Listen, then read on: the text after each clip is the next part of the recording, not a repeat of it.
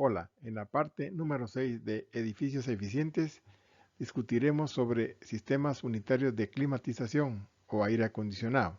Iniciamos. El contenido incluye una introducción sobre el funcionamiento de las unidades de aire acondicionado. Posteriormente discutiremos la tecnología inverter y por último algunas técnicas de ahorro recomendables. Al iniciar sobre lo que son las unidades de aire acondicionado individuales, podemos decir que estas se conocen como unidades tipo split o mini split, debido a que tienen dos componentes, una interior y una exterior, es decir que una se coloca dentro del área a climatizar y la otra fuera del área a climatizar. ¿Dónde se instalan? Por lo general se van a instalar en ambientes no mayores de 5 metros. Se caracterizan porque no tienen ductos para la distribución del aire. Usualmente se diseñan para áreas donde la presencia de personas es escasa.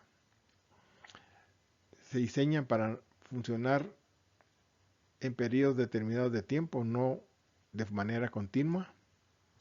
No tienen control de humedad y tienen un filtro que es lavable, aunque no muy eficiente. ¿Qué partes constituyen la unidad de aire acondicionado? Podemos decir que un gabinete, un termostato para medir la temperatura del ambiente, un compresor hermético para enfriar el aire, un evaporador de serpentín de tubos para absorber el calor, un condensador que consiste en un ventilador helicoidal para condensar el refrigerante. ¿Cuáles son las condiciones que deben existir para que se produzca el enfriamiento de un área determinada? Primero, se debe contar con un refrigerante, de preferencia un refrigerante amigable con el medio ambiente como es el R32. Segundo, tener un evaporador en el cual la temperatura sea menor que la de la habitación a enfriar. Y tercero, tener un condensador en el cual la temperatura sea mayor del entorno en el cual se encuentra.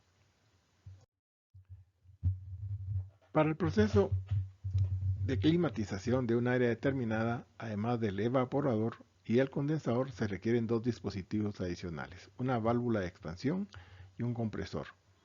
Miremos un poco cómo funciona el ciclo del aire acondicionado. Vamos a encontrar que el refrigerante en manera líquida va a llegar al evaporador. Al pasar por el evaporador, ese refrigerante va a ser calentado por el aire de la habitación que queremos enfriar. Y al tomar ese calor, por consecuencia, el aire se va a enfriar y el refrigerante va a cambiar de un estado líquido a un estado gaseoso.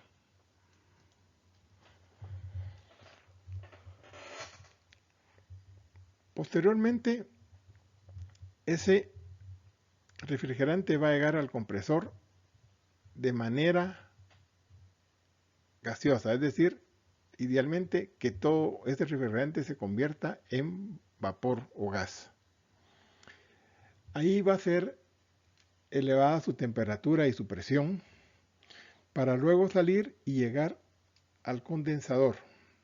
En el condensador lo que ocurre es que ese refrigerante va a cambiar de estado gaseoso a estado líquido, con lo cual en ese momento va a perder calor y ese calor va a ser expulsado hacia la atmósfera. Luego, el refrigerante, todavía a una alta temperatura, va a pasar a la válvula de expansión, donde va a ser enfriado para luego nuevamente llegar al evaporador. Dentro de la tecnología de los aires acondicionados encontramos la tecnología inverter. Esta tiene algunas características muy importantes que la hacen ser una gran herramienta para la eficiencia energética de una instalación. Esta está basada en la regulación de la frecuencia del compresor, es decir, que es como si el compresor tuviese un variador de velocidad. tal como lo vimos en el sistema de bombeo de aguas. Esta regulación básicamente lo que hace es adaptar la operación del compresor, tanto en velocidad como en potencia, a la temperatura requerida en la habitación. Con lo cual vamos a tener que se van a evitar paros y arranques continuos del compresor.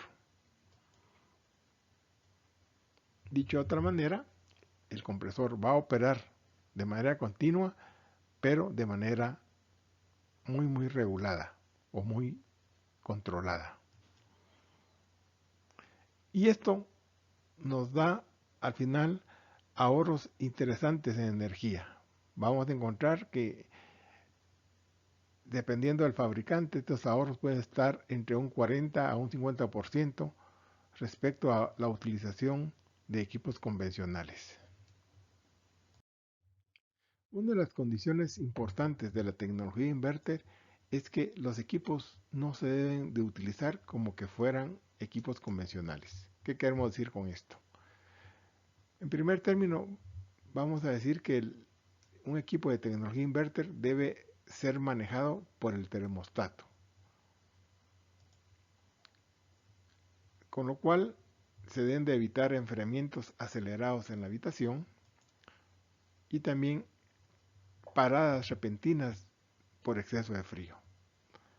En términos generales, cuando se tiene instalado una unidad inverter, prácticamente esta unidad viene a ser transparente para el usuario. Es prácticamente, no se siente su funcionamiento ni molesta como puede ser con una unidad convencional. Aquí se muestra una gráfica muy ilustrativa de la diferencia de funcionamiento entre una unidad inverter y una unidad convencional. Vamos a tener en este caso la gráfica que tiene como eje de las Y la temperatura y como eje de las X el tiempo. Vamos a encontrar que la idea es mantener todo el tiempo la misma temperatura, es decir, lo que sería una línea horizontal verde en este caso. Con la unidad inverter, que sería la línea roja, vamos a encontrar que básicamente se mantiene muy cercana a esa línea de referencia verde, con lo cual las oscilaciones son muy suaves. En este caso, esto corresponde a la línea roja. Mientras que si estamos con una unidad convencional, para cubrir esos requerimientos se requieren cambios muy bruscos, lo que sería la línea azul. Entonces vamos a encontrar momentos en los cuales la unidad está trabajando más de lo que se necesita y otros momentos en los cuales la unidad va a trabajar menos de lo que se necesita. Esta es la diferencia con la unidad inverter, la cual siempre va a trabajar en función de lo que se necesita. ¿Cuáles son las principales ventajas entonces de la tecnología inverter? Primero, hemos hablado del ahorro de energía siempre y cuando se sepa utilizar, es decir, evitar paradas y arranques bruscos. Segundo, proporciona mejor confort al usuario porque trabaja en base a una temperatura estable.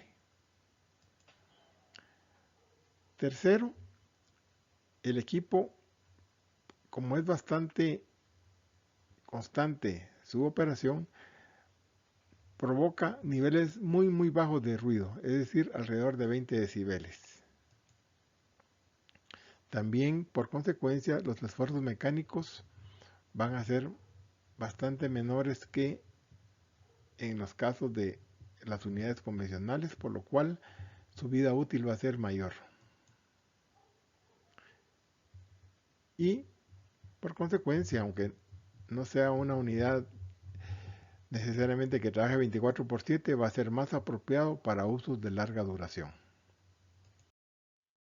También, adicionalmente a las unidades split o mini split, encontramos las unidades multi split.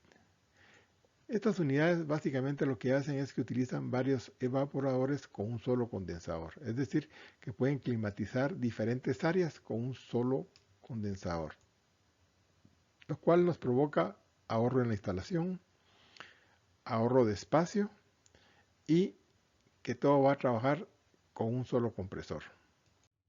Dentro de las técnicas de ahorro para unidades de aire acondicionado individuales encontramos la principal, que es la utilización de unidades con tecnología inverter. Una segunda podría ser evitar los enfriamientos acelerados y las paradas continuas de las áreas.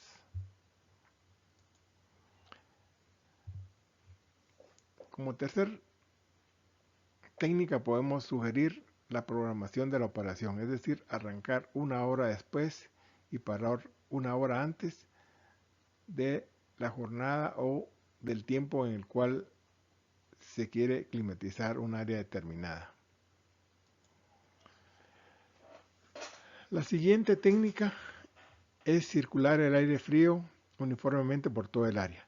Esto se logra activando en el control remoto de las unidades de aire acondicionado las opciones Swing o Vane. Siguiendo con las técnicas de ahorro, podemos encontrar de que muchas veces el control remoto del aire acondicionado incluye un sensor de temperatura. Y si este mando está colocado en áreas muy expuestas al calor, como podría ser cercanías de una estufa o bien ventanas donde el sol pueda tener un efecto muy fuerte, va a estar produciendo de que la unidad de aire acondicionado esté funcionando. Por tanto, es muy importante también saber dónde colocar este control remoto.